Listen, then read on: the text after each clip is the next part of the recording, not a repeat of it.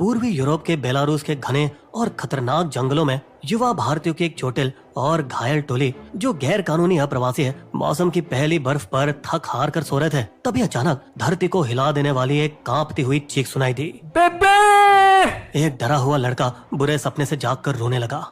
हमारे पिछले immigration video में हमने आपसे पूछा था कि क्या आप बड़े अमेरिकी सपने के लिए अपनी जान की बाजी लगाएंगे, और आज का सवाल है कि क्या आप यूरोप के सपने के लिए अपनी जान जोखिम में डालेंगे, क्योंकि दलित ईसाई लखबीर सिंह पंजाब के जलंधर जिले के एक गांव में पूरे जज्बे के साथ इस जोखिम के लिए तैयार था। उसके बिजली के उपकरण ठीक करने के डिप्लोमा करने के बावजूद उसे एक ढंग की नौकरी तक नहीं मिल रही थी, इसलिए वो लोकल इमिग्रेशन एजेंट को कुछ पैसे खिलाने गया। लेकिन ओए काके, अमेरिका इनने कम पैसों विच नहीं होना। ऐसा करो तुम यूरोप दी डंकी लगा लो। जैसे कि बहुत सारे लोग जानते हैं, डंकी या गधे रास्ते में कई सारे देशों से गैर कानूनी तरीके से गुजरकर लोग अमेरिका यूरोप जाते हैं। जब भी लखबीर अपने चर्च के शिखर को भावुक होकर देखता, वो अपने यूरोप के सपने की ऊंची उड़ान भरने की कल्पना कर पाता। तो 12 अक्टूबर 2023 को लखबीर अपने 2 दोस्तों के साथ परिवार को छोड़ ओमान के लिए रवाना हुआ। वहाँ बड़े सब्र से किसी तरह 13 दिन एक छोटे से कमरे में गुजारा किया, अपने दिल में बड़े सपने धड़काते हुए।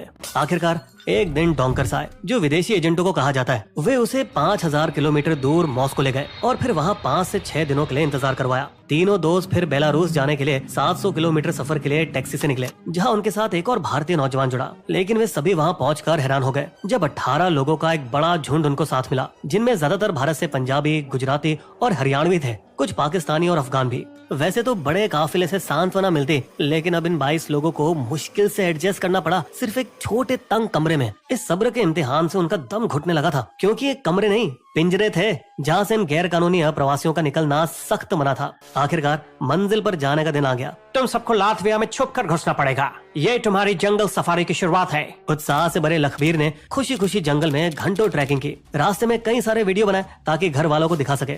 और जब वे सभी बेलारूस लातविया सीमा पर पहुंचे तो खुशी से झूम उठे, अपने सपनों के इतने करीब पहुंचकर। लेकिन इससे पहले कि हम ये देखें कि लखबीर और उसके बाकी साथी अपनी मंजिल तक पहुंचे या नहीं, प्लीज प्लीज प्लीज हमारे वीडियो को लाइक करें और बेल आइकन को दबाना बिल्कुल ना भूलें। तो बेलारूस लातविया सीमा पर उनको अंदाजा नहीं था कि बॉर्डर गार्ड्स उन पर नजर रखे हुए थे, और इससे पहले कि वे बॉर्डर पार कर पाते, उसी पल गार्ड्स ने उन्हें चारों ओर से अचानक घेर लिया। ये वो दयालु यूएस बॉर्डर गार्ड जैसे नहीं थे, जो कड़ाके की ठंड वाले अमेरिका कनाडा सीमा पर भारतीय गैर कानूनी इमिग्रेंट्स को फर्स्ट एड देकर मदद करते, बल्कि इन यूरोप वाले गार्ड्स ने उन्हें बुरी तरह से पीटा, थोबड़ा सुझा दिया, उनको सड़कर मरने के लिए गहरे जंगल के बीचों बीच कहीं फेंक दिया। किस्मत अच्छी थी उनकी कि उनके डोंकर्स पकड़े जाने से पहले ही वहाँ से भाग निकले, और इतने अच्छे तो थे कि इन लोगों की मदद करने के लिए वापस आए, इस बार उन्हें लुथियाना पोलैंड बॉर्डर से पार कराने के लिए। लेकिन यहाँ भी बदनसीबी ने उनका पीछा नहीं छोड़ा। गार्ड्स के हाथों में दोबारा पकड़े गए और बुरी तरह से पिटे। बहुत ही दर्दनाक स्थिति में थे ये लोग। दिन के 14 घंटे जंगलों में चलना पड़ता था ताकि कहीं से किसी तरह निकल पाए, और फिर तापमान भी 0 से नीचे जाने लगा। बर्फबारी के साथ उनकी जिंदगी भी ठंडी पड़ रही थी। इस घने जंगल में विषैले सांप, बिच्छू और मकड़ी जैसे कई जानलेवा जानवर थे, और माफिया गुंडे भी तो हो सकते थे, जो इनके मोबाइल, कपड़े और पैसे चुराने के लिए तैयार बैठे रहते। लेकिन शुक्र है इनके साथ ऐसा कुछ भी बुरा हादसा नहीं हुआ, पर ये सभी बद से बदतर होकर ज़ॉम्बी जैसे दिखने लगे, मुश्किल से जिंदा थे। रात में बर्फीली जमीन उनका बिस्तर और खुला आसमान उनकी चादर बन चुका था, जहाँ पर सोते वक्त उनको अपने परिवार के बुरे सपने सताते। नवंबर 9 की सुबह तक उनका खाना पूरी तरह से खत्म हो गया, जिस वजह से लखबीर के हाथ कमजोरी से कांपने लगे जब वो पेड़ से पत्ते तोड़ने के लिए आगे बढ़ा। जी हाँ, सही सुना आपने, उनके पास भेड़ बकरियों की तरह पत्ते खाने के अलावा कोई चारा नहीं था, जबकि वे जानते थे कि पत्ते जहरीले भी हो सकते हैं। फिर भी उनको अपने अंदर सारी ताकत जुटाकर बेलारूस की तरफ चलते रहना ही था। हालांकि 2 पूरी तरह से थक के चूर पंजाबी, 18 साल का वो लड़का जिसे बुरा सपना आया, और एक 35 साल के बंदे के अंदर उठने का बिल्कुल भी दम नहीं बचा। प्लीज प्लीज सानू भी ले चलो, बिनती कर दे, अच्छे ना छड्डो प्लीज। हालांकि लखबीर उन्हें ले जाना चाहता था, लेकिन डोंकर्स ने सीधा मना कर दिया। उन्हें छोड़ दो, आगे चलाओ। दुखी मन लेकर वे जैसे ही थोड़े आगे पहुंचे तो उन्हें कुछ दबी हुई आवाज सुनाई दी। उत्तरी वीरे, फिर पुलिस आ गए थे। घबराओ मत, कुछ नहीं है, चलते रहो। 10 दिनों तक जंगल में अपनी जान हथेली पर लेकर चलने के बाद आखिरकार वे बेलारूस पहुंचने में कामयाब रहे। वापस उसी पिंजरे जैसे कमरे में जब उन्हें कुछ खाने को मिला तो सभी ने अपने अपने भगवान को शुक्रिया अदा किया। हालांकि उनमें से एक ने छिपकर चौंकाने वाली खबर सुन ली। 22 गए थे, सिर्फ 20 की लौटे हैं, सॉरी बॉस, बाकी 2 को मारना पड़ा। इस खबर ने लखबीर को अंदर से तबाह कर दिया। वे सारी उम्मीदें खो बैठा। जरूर उन दोनों को डोंकर्स ने ही गोली मार दी होगी। शायद उन्होंने ऐसा किया ताकि वे जीते जी किसी जानवर की खुराक बनने से बच जाए। अब जिंदगी भर का बुरा सपना तो उस 18 साल के लड़के के माँ बाप के लिए होगा, जो बेचारे किसी गांव में अकेले रहते होंगे। जिन्हें अपने बेटे का शव तक नहीं मिलेगा अंतिम संस्कार के लिए। जाने कितने परिवार के बच्चे उन जंगलों में खत्म हो जाते होंगे। इस भयानक अनुभव और खबर के बावजूद लखबीर और दूसरों के लिए पीछे मुड़ने की कोई गुंजाइश नहीं थी। डंकी वास्ते डैडी 13 लाख का कर्जा लिता सी, 13 लाख दा की मुंह दिखावांगा परिवार ते पिंड नू। वीरे टेंशन ना ले, एक बारी स्पेयर पहुंच जाए सारा कर्जे चुक जाने। डोंकर्स भी उन्हें झूठी आशाओं की चमक देते रहे। देखो हिम्मत मत हारो, अब हम रूस जाएंगे और फिनलैंड की सीमा से तड़ी पार होके चुपके से फ्रांस, इटली या स्पेन पहुंचेंगे।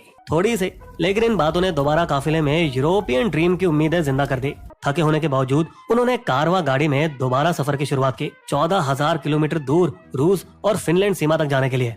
लेकिन बदकिस्मती उनके साथ ही चल रही थी, क्योंकि वे बॉर्डर के पास फिर रूसी पुलिस से टकरा गए, जिन्होंने कागज चेक करने के लिए कहा। Срок действия вашей визы истек.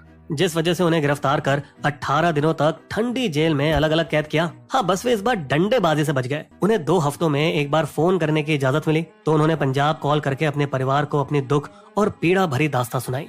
कुछ ने दिसंबर 17 को आप राज्यसभा सांसद बाबा सचेवाल के पास जाकर गुहार लगाई। साडे पुत्रा नू बचा लो प्लीज। सचेवाल के अच्छे कॉन्टैक्ट्स थे और उन्होंने मॉस्को में भारतीय अधिकारी से संपर्क किया। आखिरकार उनमें से 6 लोगों को जेल से रिहा करवाया गया और 24 दिसंबर की सुबह उन्हें भारत भेजा गया। बाकियों के बारे में अभी हमें कोई खास खबर नहीं है कि क्या वे मर चुके हैं या जिंदा हैं। हम अपने पंजाबी बिस्बो दर्शकों से दरख्वास्त करते हैं कि अगर उनके पास कोई जानकारी है तो कृपया कमेंट बॉक्स में लिखें।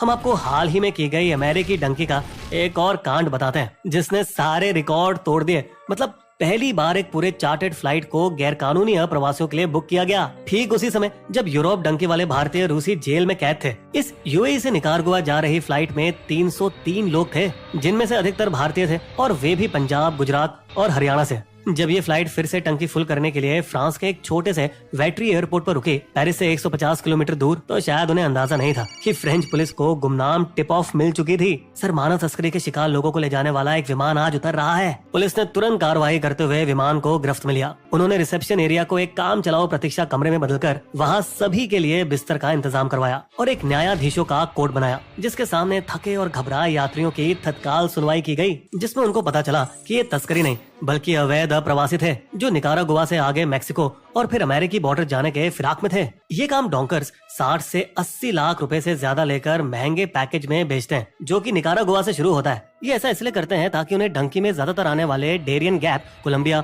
और पनामा के बीच खतरनाक जंगल से न गुजरना पड़े, और लुटेरों से बचने के लिए भी। जैसे हमने आपको मैक्सिको बॉर्डर के जरिए डंकी लगाने वाले वीडियो में दिखाया था, 2 यात्रियों को बतौर संदिग्ध गिरफ्तार किया गया, क्योंकि उनके पास से कई पासपोर्ट और बहुत सारे पैसे भी बरामद हुए। शायद वे डोंकर्स ही थे। जिन 25 व्यक्तियों ने शरण पाने के लिए आवेदन किया, उन्हें फ्रांस के इलीगल इमिग्रेशन सेंटर में डाला गया और 4 दिन बाद बाकी 276 लोगों को दिसंबर 26 की सुबह मुंबई भेज दिया गया, जहां देश की सुरक्षा को ध्यान में रखते हुए सीबीआई और इमिग्रेशन अधिकारियों ने उनसे 5 घंटे तक पूछताछ की, फिर उन्हें जाने दिया। कमाल की बात तो यह है कि ये 4 और अमेरिकी डंकी फ्लाइट्स पहले ही दूसरे देशों के लिए रवाना हो चुकी थी जब फ्रेंच पुलिस ने निकारागुआ जाने वाली फ्लाइट को पकड़ा था। 2023 में कतर और दुबई में बहुत सारे सस्ते होटल पंजाबियों, गुजरातियों और पाकिस्तानियों से भरे हुए थे, जहां वे महीनों इंतजार करते थे अमेरिका में डंकी लगाने के लिए, जिनमें सब कुछ भारत भी आ चुके हैं। अधिकतर मामलों में ये अमीर जमींदार जट सिख होते हैं जो 40 से 45 लाख रुपए देकर अमेरिका की डंकी लगाते हैं, जबकि